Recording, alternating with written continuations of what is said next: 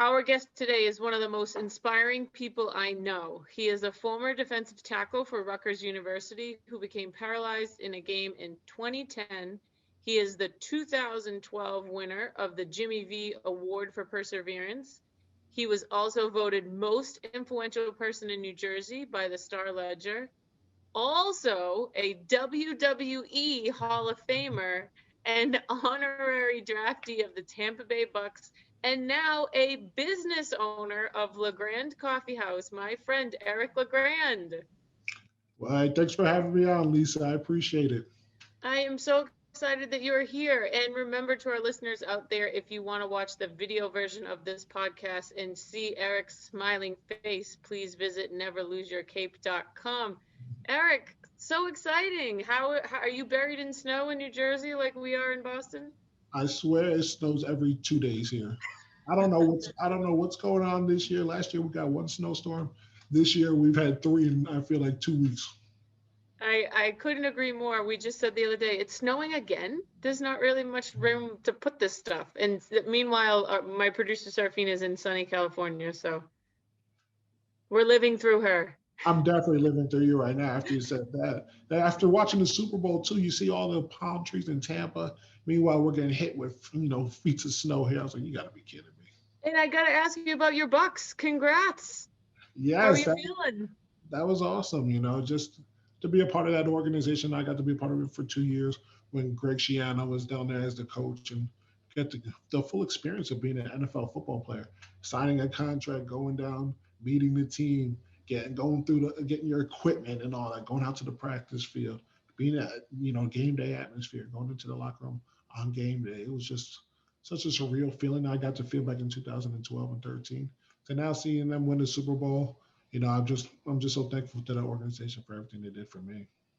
And I gotta say, I'm a Patriots fan, but I think what Brady did is unbelievable. And I want people to know I'm not saying that because I'm a Brady fan. I'm saying that because to do that in sports is unbelievable. We have to remember that this isn't even something LeBron did. Okay, so let's just perspectivize that. I was just saying, listen, Tom Brady. I was I am still a big time Denver Broncos fan. So Peyton Manning, I was a big time Peyton Manning fan. So I was always like Peyton Manning is better than Tom Brady. Peyton Manning is better than Tom Brady. Ain't no better other player in the NFL better than Tom Brady, and that's coming from a diehard Denver Broncos fan. That man is just special. He's gifted, and I think the best part about Bruce Arians said that he was in an interview recently saying how he would tell a wide receiver, "You got to do this when you come out of your break." 3 weeks. For 3 weeks, he tried to get him. Tom comes in there, says it one time, and they go and do it. That's just the stature that he carries with him. Oh, I know it's unbelievable. I'm happy for him. I'm happy for the Bucks, and thank you for sharing your what it was like to be with them. That's fascinating. Um, so we're gonna start. We start every episode with a warm up segment. So you're gonna get two rapid fire questions from me, one from my producer Serafina. So first, this is my favorite question to ask everyone. What are you binge watching right now? Oh, I just finished Wentworth. I don't know if you guys know Wentworth is on Netflix. It's about an Australian prison and it's about a female prison in Australia. My God, I never want to go to jail. I obviously whatever be in jail, but to see the stuff that goes on, the backstabbing and just the evil things that happen. That show was awesome. And then I actually just ran. I'm embarrassed to say I ran through Cobra Kai in 2 days. I already watched the first two seasons. Now season three, I just ran right through it. We had someone on recently that said Cobra Kai, but I've seen Wentworth, and that is so intense. That is not something that I could have watched like on television. You have to watch a bunch of those in a row because it just leaves you with so much like agita about what's gonna happen. It's so true. Every episode, I haven't. I'm usually a night crawler. I always say that, but lately, since especially since I hit 30 now, I've been going to bed around like 1 o'clock. But when Wentworth is on, I catch myself 2:30 in the morning. I'm like, Eric, what are you doing? But it's just every episode. That's amazing. And all right, next question. Best thing about quarantine 2020? Reflection. I was able to actually step back and reflect. I started listening to audiobooks, something I never did in my life before that. Being able to you really appreciate the things that you have in life. And I was trying to tell the world, like, with me being paralyzed, there's just so many things that are taken away from you. I feel like during COVID-19 and this whole pandemic, a lot of people kind of felt that taking something that's taken away from you that's out of your control, and how do you handle it? And I was able to sit back and reflect and be able to appreciate a lot of things in life and come up with some great ideas. I love that. And and we were just right before you signed on, we were just talking about how much I love audiobooks. And so I'm so I glad love you it. found them. Gosh, no, Eric, thank you so much. I just want to say thank you so much for being here. But now going into audiobooks, what actually my question for you is what was your favorite audiobook that you listened to? Okay, are we talking business wise or motivation wise? Let's go, during this, let's go motivation. So Motivation. motivation was definitely David Goggins. Ooh, ooh, that man is intense. I'm to the point with David Goggins where I'm just like, you enjoy beating yourself up. Like you just enjoy this because some of the stuff that this man has endured is just absolutely insane. But the way his attitude is and what he's been through in his past and the way that he lives his life is just so motivating and uplifting. And just to show, you know what, no excuses. Get the job done. Whatever it is, the task is at hand. Solve that problem. And that's what's so cool about it. Even like I said, I know this man loves to put himself through some torture situations, but definitely my favorite motivation book, my audiobook.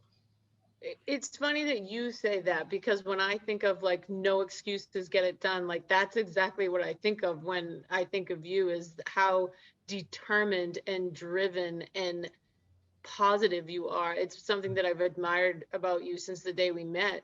Um, and so, like, take us back to when you were a kid.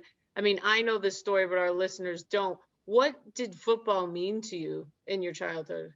It was everything. It all started with playing killer man with the ball on the side of my house with, two kids my age and then one kid that was 5 years older than us. And he used to throw us around, throw us into the fence, throw us into the house. But every now and then I would get past him and score a touchdown. And at 5 years old, I got a huge adrenaline rush. And I said I wanted to play the game of football. And I signed up for flag football. I was 5 years old. And the game of football is just molded me into the man that I am today. Just all the hard work, the sacrifice, then learn how to work together as a team, self-evaluation. You go through so many stages of life and just bringing people together. We're going through some crazy times in this world. All the sports bring people together, but especially football. You got people coming from all different walks of life, coming together for one goal, and it's usually to win the championship. Now, when did you decide? Because what's people might not know about you, you're a tall guy, like you're a big dude. Mhm. When did you decide that you wanted to play football in college? Well, my freshman year in high school. I got offered a scholarship written in paper after playing 3 varsity games. I had 45 tackles, and I remember Coach Joe Susan wrote on a piece of paper that we'll be offering Eric LeGrand when he's a junior, when it's actually official. So, and he wrote it to my coach. So he was offering me as a freshman pretty much. And I'm not going to lie, the only regret I have in high school is I stopped playing baseball and I stopped playing basketball. And I focused all on football. And it allowed me to develop and become very, very strong and get everything right. I just wish I did have those all 4 years experience of baseball and basketball, but honestly, it probably was the best decision for me to just focus on football. So my freshman year in high school is when I knew that college for me was going to be playing football. Now, don't glaze over this. College scholarship offer, Just, 3 games in. Let's just make sure everyone heard that. 3 games in. When, by the way, illegal to offer a freshman a college scholarship. I like your under the table deal that this coach was trying to do, but when you got that, like, what was your reaction? exactly. You had to keep it legal. So he wrote the letter to my coach. Like it wasn't even to me. You know what I mean? He was like to my coach that we're going to offer Eric on this date when he's a junior, which was pretty cool. But I remember my reaction. I floated back to class, and my coach was like, "I know you're on cloud nine now. Float your way back to Spanish class." And I remember just going up there, and I remember just like, I texted my friends like, "Yo, I just got my first offer," and everyone was like, "Wait, what?" I'm like, "Yeah." I mean, Obviously, it's not a big first offer as a freshman, and people were just like, "Wow, like this is crazy." So it was a lot of fun. So now that also is a huge deal, but that also can be a little bit tricky with a Did I freeze on you? Seraphina, are we good?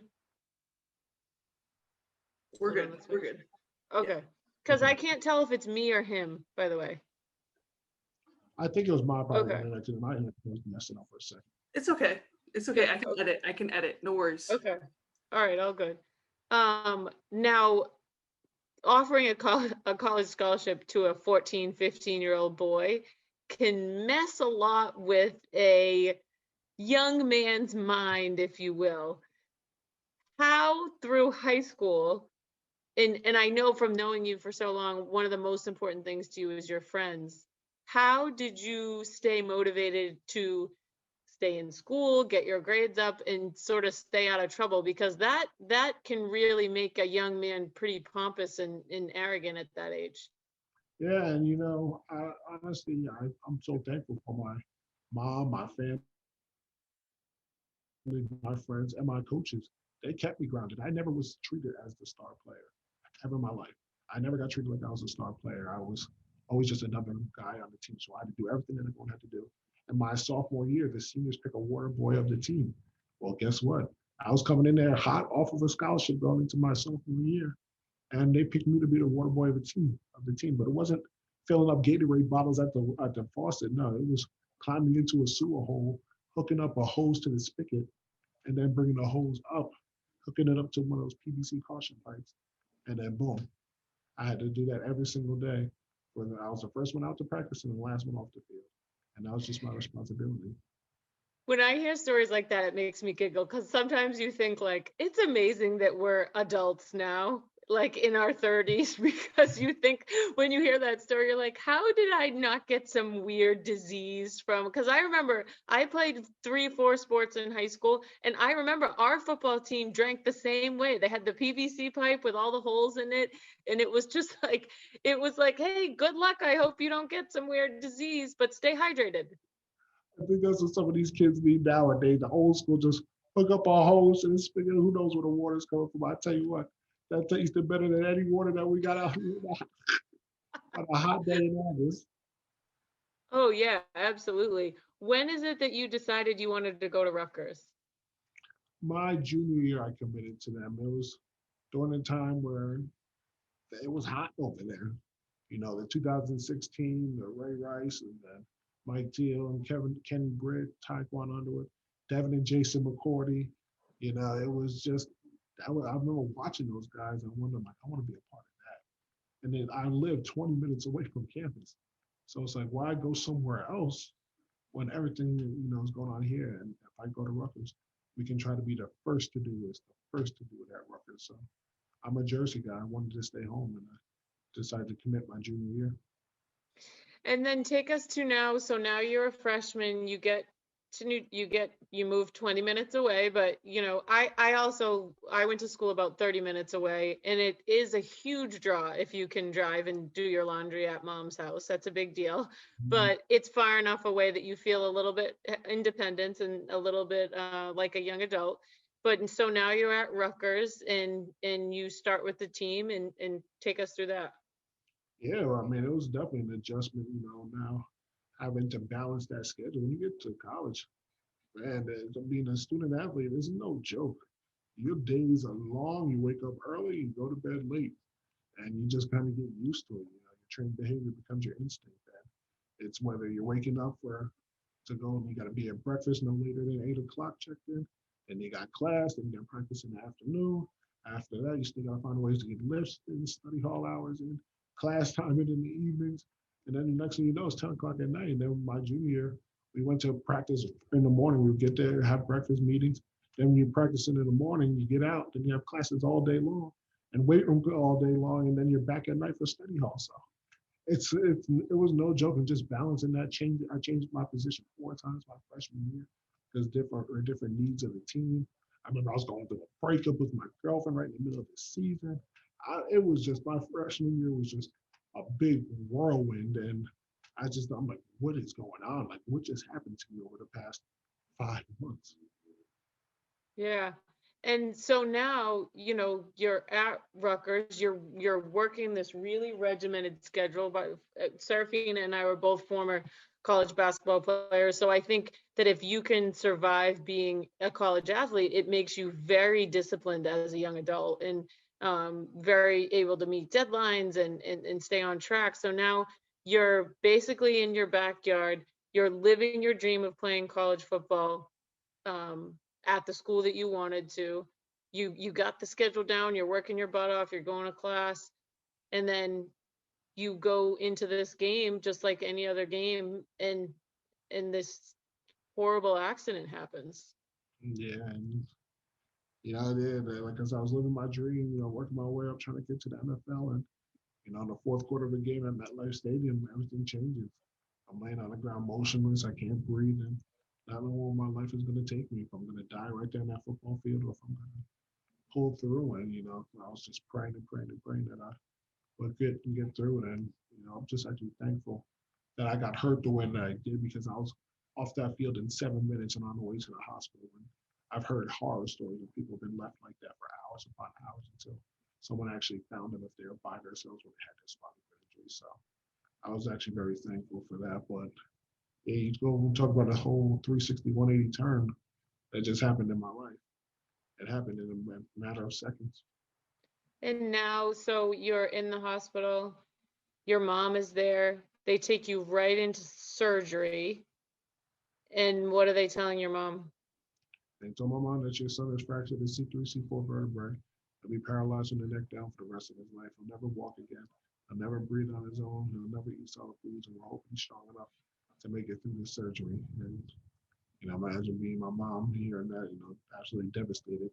My teammate was in the room with her, so it was his mom. And he busted out, ran down the hallway screaming and cursing. His mom had to go console him, but that one doctor that told my mom that left to go get prepped for the surgery, and then the other doctor try to, calm her down a little bit, start giving her percentages here, percentages there. But at that time, my mom was checked out. She didn't want to hear anything. But the funny story about that is they let me see my mom right before I went into surgery. And I kind of remember this, but I kind of don't. And I'm guessing it's from the adrenaline that was still flowing probably from the game. But I said to my mom, I'll be back right before I went into surgery. When she heard that, she said, whoever sees him from here on out must have a positive attitude. You will not see him, you will not let him see you upset.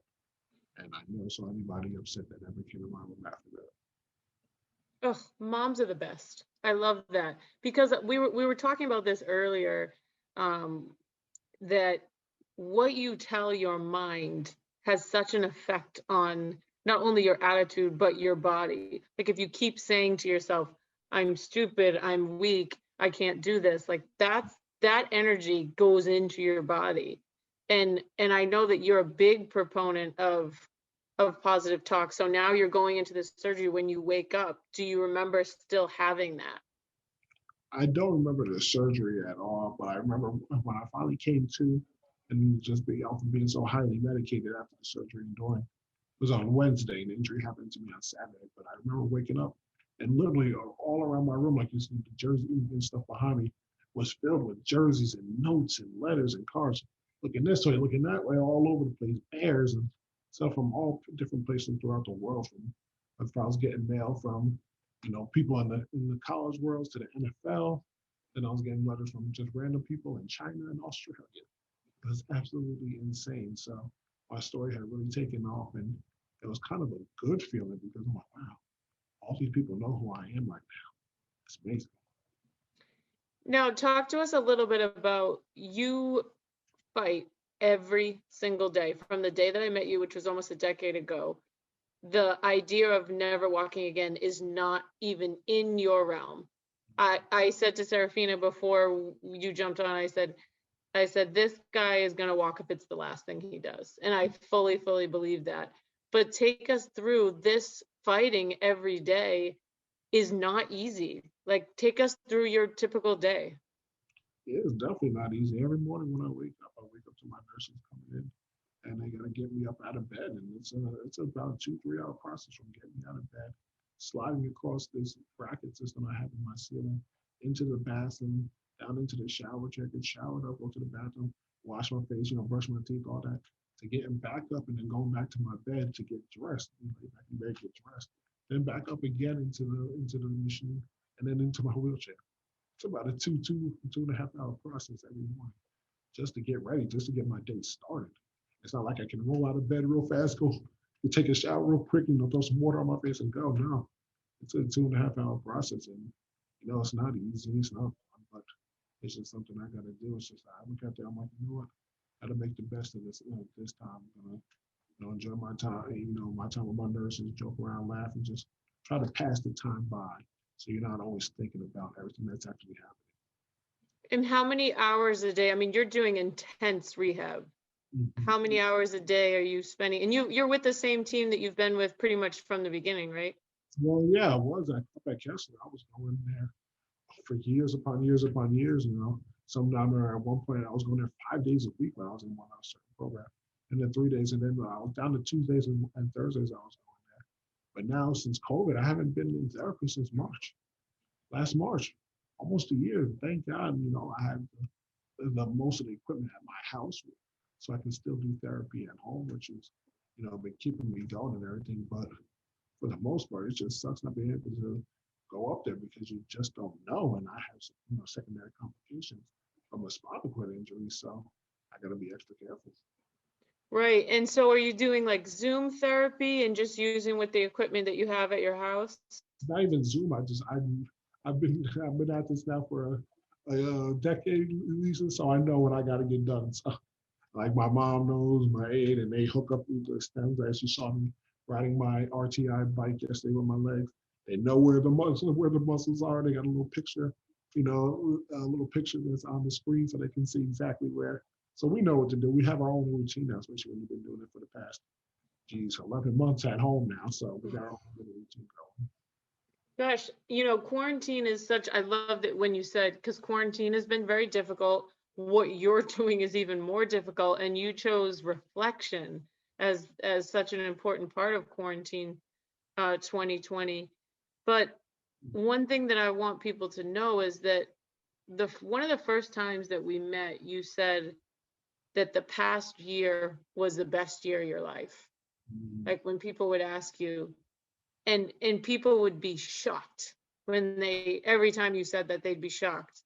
Tell our listeners why you felt that first year that you were hurt was the best year of your life. That year was just absolutely insane, just from the places I got to go, the people I got to see, the things I got to do. I was so stuck in my bubble at Rutgers where I didn't know that there was an outside world. As you guys know, as a student athlete, you're just stuck in your little bubble. You have your routine that you do every day. Celebrities that, you can see them on TV and stuff. But now when you got people reaching out to me and being able to go on this show and that show, going here, going there, winning this award or that award, it's like, whoa, what just happened?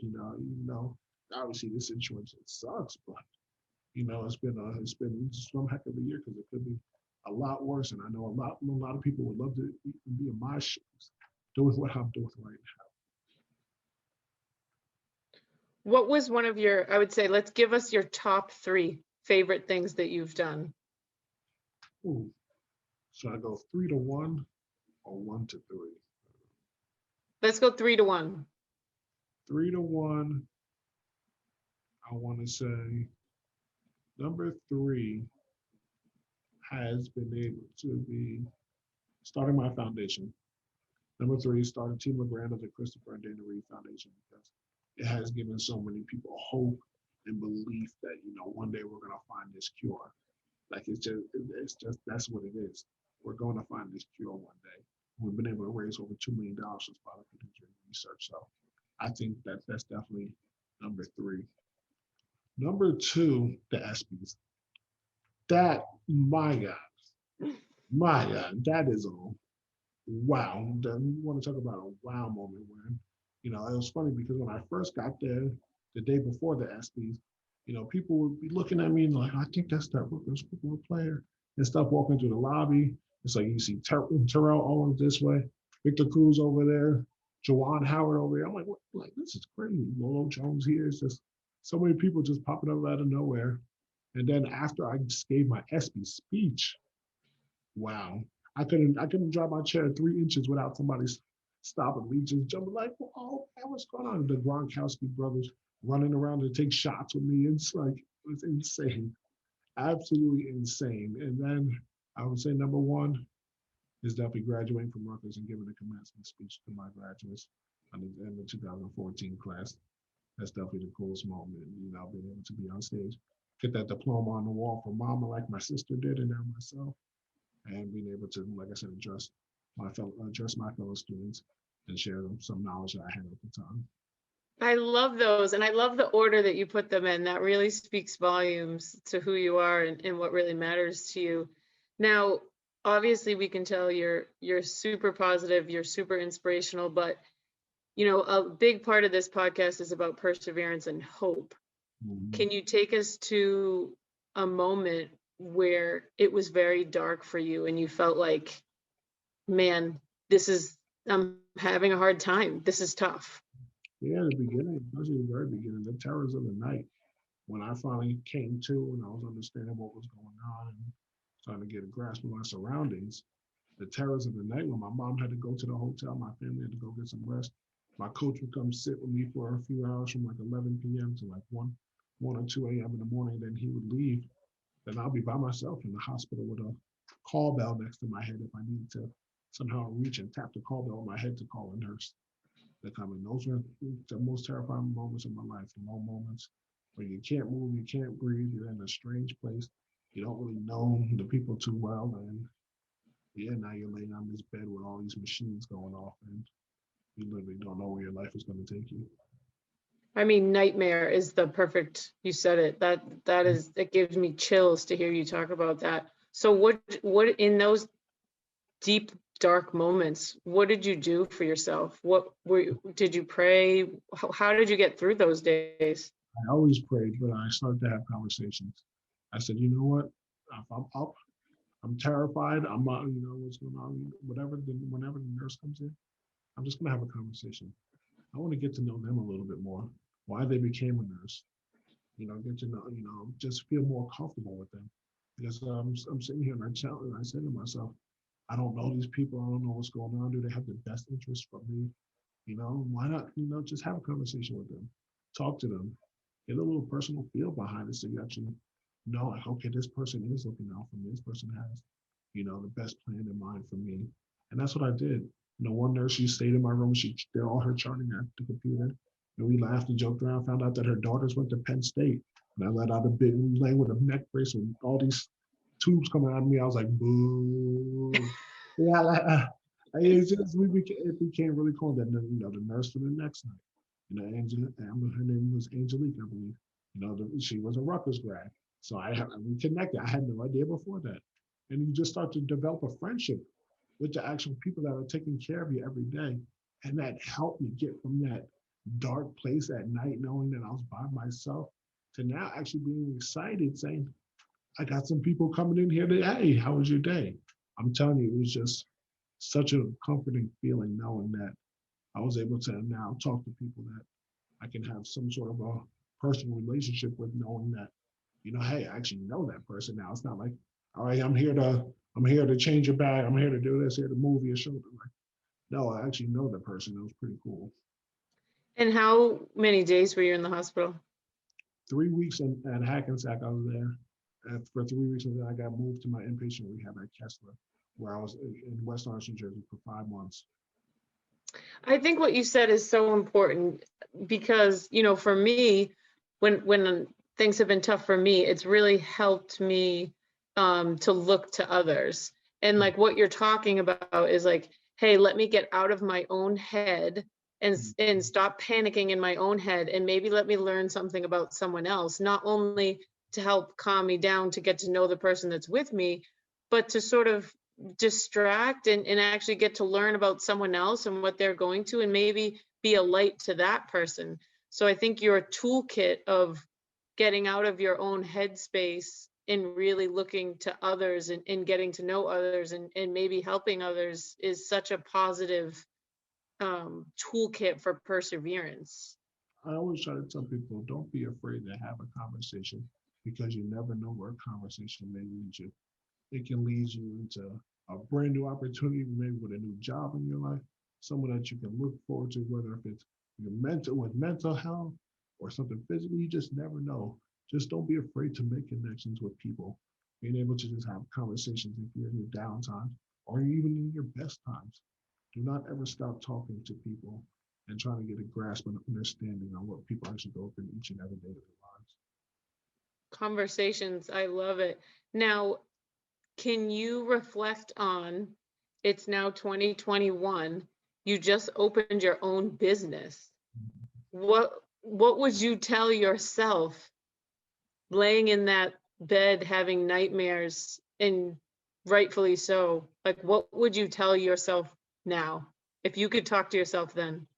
I would play the song that we used to blast in that hospital room with my mom and my sister, and sometimes the nurses dancing around. And I thought they were crazy. But we used to play the Bob Marley, "Don't worry about a thing, 'cause every little thing is gonna be all right." And that's exactly what I would tell myself now, 10, 11 years later, that you're about to go on a roller coaster ride, my friend.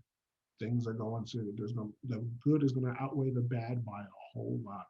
I know it may not seem like that right now, but believe me, you're going to touch millions upon millions of people with just being the person who you are and not having to fake or act like you're somebody else. And watch how many people you inspire and motivate, and watch where your life takes you from the lessons that you learned from the past 20 years of your life and being a good person that you have been and understanding life and want to be a part of other people's lives. Watch where your life is going to take you now. Now, even though I know the answer to this, I have to ask for our listeners. Did you ever want to give up? I still to this day, I've never been in that situation where I'm just like, this is too much for me. I can't go no more. I'm going to lay in bed for the next 3 days and I'm just sulking stuff. I genuinely wake up every single day happy, ready to attack what it is to come for that day. It doesn't bother me at all. That obviously what happened to me 10 years ago. Obviously, I don't like being paralyzed, but each day I have purpose. I wake up with reasoning, and I know that I have a responsibility to so many other people out there that I can never give up. Oh, I love it. I think maybe 6 months after the first time we met, I messaged you and told you that I had a dream that you came walking into the lobby of ESPN, and you wrote back and you said, "Yep, I'm gonna give you a big hug when that happens." And it just not even for a second. And that was an actual dream that I had. And which is interesting because I've always only known you this way, and the fact that I could see it happening is so positive to me. I don't doubt it for 1 second, not 1 second, that that's your destiny. What would you say is your final message of hope that you want other people to know that listen to this? I try to say, well, my legacy, when people think about me or hear about me, whenever in their life, is right now on this podcast, 50 years from now, I want people to look at it and say, wow, that person never gave up. He persevered. He pushed through. He looked to the bright side and to the positive side of everything and tried to find good in people and actually understand why people react the way that they do, or in trying to be able to help people through those tough times. And someone that you could look on to, he didn't let his disability to hold him back from attacking his goals and achieving goals and creating new goals for himself as well. And if I can do it, why can't you? Exactly. So all listeners out there, you never know. Next year you could be doing shots with Gronk or opening your own coffee shop. You just don't know what the future holds, and you got to keep going. You just got to keep going. Tell the listeners about your coffee shop and where they can order. It is a online business right now, folks, which is amazing because I've ordered my LeGrand coffee mug. Super excited for it to get here. So tell everybody, this isn't just a New Jersey thing. You can get it anywhere in the country. Yeah, exactly. So I wanted to build our brand nationally. So our storefront is going to open up in my hometown of Woodbridge. And it all started because a bunch of friends in a group message from my hometown over the summer, last summer, would send a bunch of pictures of coffee every single day. Coffee, coffee, coffee. And I never was a big coffee drinker. Like I didn't have my first cup of coffee in my life until August. But I love a cafe vibe. You can throw me in a cafe and I can chill all day. So an opportunity presented itself in my downtown area, and I said, no, why not create my own? Have my own cafe and stuff. But I'm like, now I gotta try this coffee. And I tried it. And I'm like, whoa, we got some good stuff here. Like, what have I been missing out on? And I said, let's bring our brand national before our storefront opens up, and let's start our online business. And on January 12th, my niece's 5th birthday, I opened up our online business, and this LeGrand Coffee House has been booming since. I mean, when he says he's underselling it, booming, I had to wait. The first order of mugs were sold out. I had to wait for the second round. So make sure they're on Instagram. They're on just Google LeGrand Coffee House. I'm so impressed, and I can't wait to see what the vibe is in there. Because like you, I love a good coffee shop, and I feel like this is going to be like a mix of a Zen sports bar meets coffee shop. I can't wait. Oh yeah, that's all going to be about unity and bringing people together over their daily cup of believe, as we like to call it. And it's going to be, like you said, going to be that sports feeling, but also like the Zen, almost modern hippie feel. I just can't wait to start working with the designer and be like, you know what, I want this here, this and how this. I want to look this stuff I'm trying to create with this, with the lighting and the music. That's what it's all about. So it's gonna be fun. Ugh, conversations, always looking to the bright side, and a cup of believe every day. That's what my friend Eric LeGrand is all about. Thank you so much for being vulnerable with us and sharing your story of perseverance. If you have any questions or comments for myself or for Eric, please visit our website, neverloseyourcape.com, and send us a note in the contact us section. And as a reminder, to see the video version of this episode, please visit neverloseyourcape.com. Eric, thank you so much. It is such a blessing to have you as a friend, and I enjoy each and every conversation we get to have together. Yeah, Lisa, I appreciate you having me on.